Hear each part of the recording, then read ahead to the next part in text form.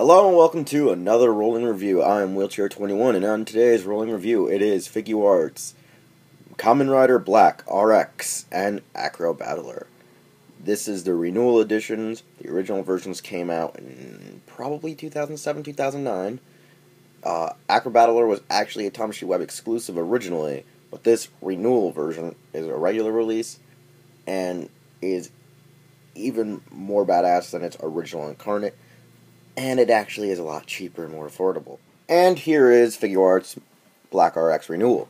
Comes with 5 pairs of additional hands, 2 versions of the Revolcane, another version of his belt to have the Revolcane in its light-up laser form be revealed or taken off of the actual belt, or out of the actual belt, how it's summoned, and a additional piece which I guess is for stabbing and impaling. I don't really know what exactly it's for, but it's a part of the Revolcane itself.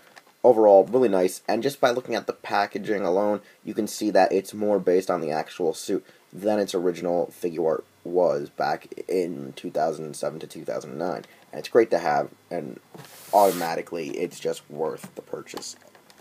Kamen Rider Black RX Renewal, the figure art, automatically just looks splendid. It has a better mold, it looks more accurate to the suit, but you can still see points of articulation, and it's still amazing. A lot of the new features are, it actually, like I said, it looks like the suit, has ripples and creases in like where the rubber padding would have been. And his head has nice new incisions that it actually looks realistic and actually can flow and move like a real Tamashii head, or I should say a real person's head. And they also made the collar rotatable, so it actually has the full flow for the character.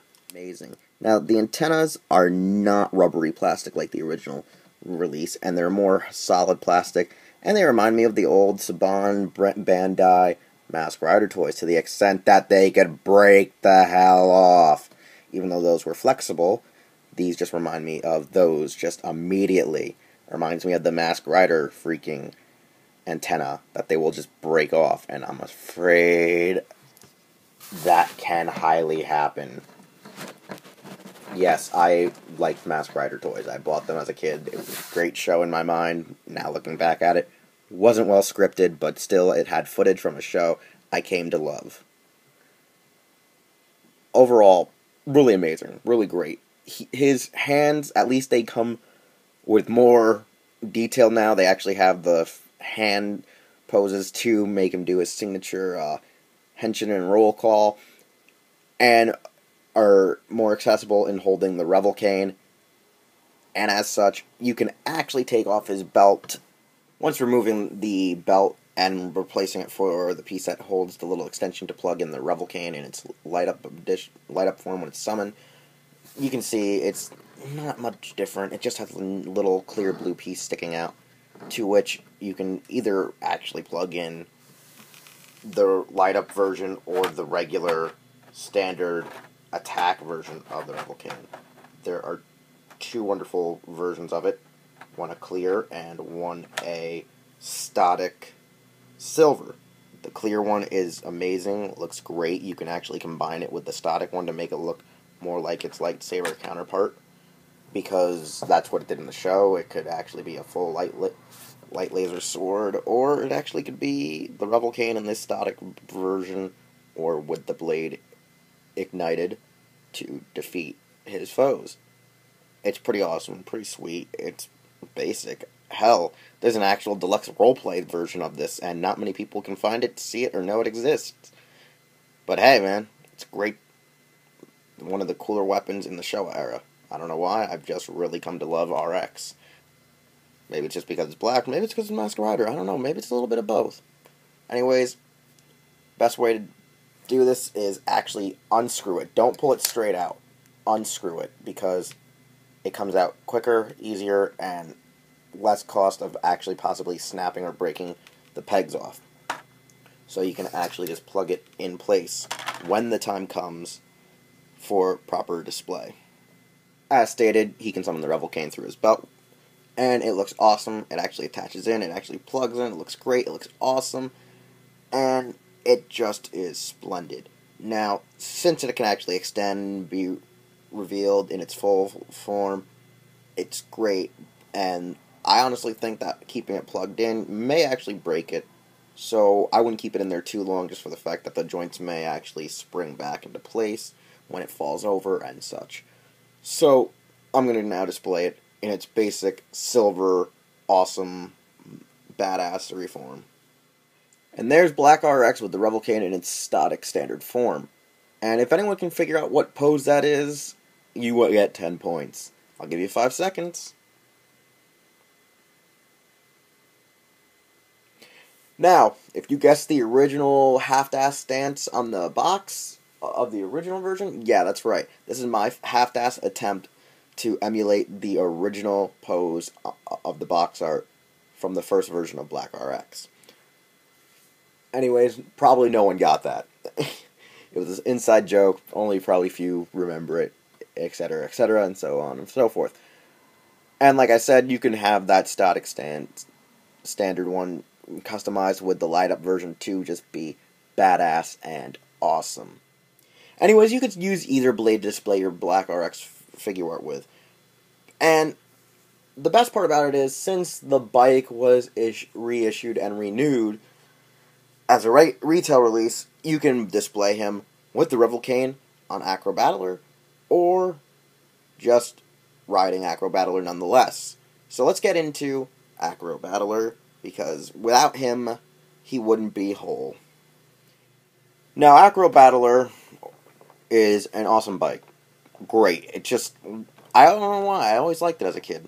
And even up until now, it's just a great design, nice colors, really beautiful bike. And the fact that it was voiced by Jason Narvi is kind of crazy nonetheless.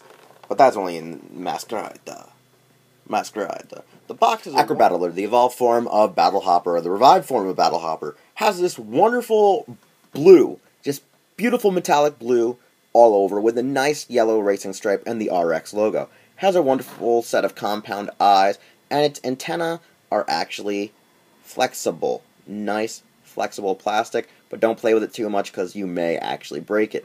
The wheels actually move amazingly. It actually has the full ability to rotate both wheels. The front moves amazing, handlebars, everything, great. And it has the basic kickstand. Yeah. Now, as I said, Figuarts bikes are just basic. It's just more or less the design atop the modeled bike that it's featured after. And with that, all you gotta do is just slap your rider on. And he comes with his optional riding hand parts, which usually never happened with some former rider Figuarts. The hands actually came with the bikes rather than actually with the figures. So let's get that sucker on. And then you have Black RX riding Acro Battler. Amazing pair, amazing duo, just overwhelming to have. I mean, I have the original Black RX, and I didn't have the bike, but to have them both together just brings back a lot of memories from my childhood of watching Masked Rider, sadly. I mean, I had the 2-pack of the old basic Bandai toy with the Masked Rider and bike. It was great. I loved it as a kid, but the antennas always broke. No matter what figure I got to replace my regular Black RX figure, the antennas just broke. And I'm just glad to have this as a display piece, and it's great to actually have, and will eventually be great to display with the Mighty Morphin Power Ring. Anyways, really great to have, really great to own. They're affordable. You can find them on places like AmiAmi, CS Toys, Hobby Link Japan, Hobby Search. You can find them also on Big Bad Toy Store, and Amazon sells these because, you know, that's their deal with Bluefin Distributions. Bluefin Distributions, without you, people would not be able to get Figuarts affordable in the States. Now, honestly, I still buy mine through AmiAmi because sometimes I just can't wait a month for certain figures. Do I plan on keeping my original RX? Probably. Maybe not. I don't know. It depends if one of my friends is willing to buy it from me. But this one, I'm keeping. This one, hell yeah. It's wonderful, splendid, and looks more damn accurate to the suit. And it's just a 5-star of nostalgia for me. And it's a fan favorite of mine nonetheless, because I like the series, and I like Black, and it's just awesome. They're one of Black and Black RX are probably my favorite show series. Anyways, this concludes our review, as I think that a lot of people know. I believe people should just get it. It's just awesome. And so then, you can check me out here on YouTube.